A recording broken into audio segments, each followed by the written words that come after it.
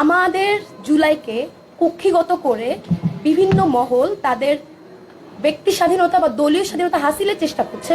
জুলাইকে fascist Awami লীগের মতো ৭১কে যেমন তাদের নিজস্ব সম্পত্তি তারা বানিয়ে ফেলেছিল, জুলাইকেও কোনো না কোনো পক্ষ তাদের নিজস্ব দলীয় সম্পত্তি বানানোর চেষ্টা করেছে।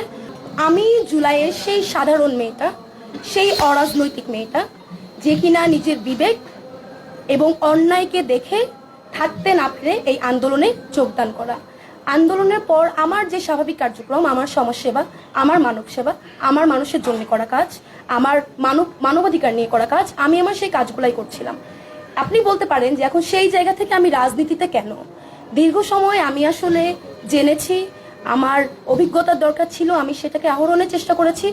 একই সাথে আমি যখন দেখলাম আমাদের জুলাইকে কক্ষিগত করে বিভিন্ন মহল তাদের ব্যক্তি স্বাধীনতা বা দলীয় স্বাধীনতা হাসিলের চেষ্টা করছে, জুলাইকে ফ্যাসিস্ট আওয়ামী লীগের মতো ৭১কে যেমন তাদের নিজস্ব সম্পত্তি তারা বানিয়ে ফেলেছিল, জুলাইকেও কোনো না কোনো পক্ষ তাদের নিজস্ব দলীয় সম্পত্তি বানানোর চেষ্টা করেছে।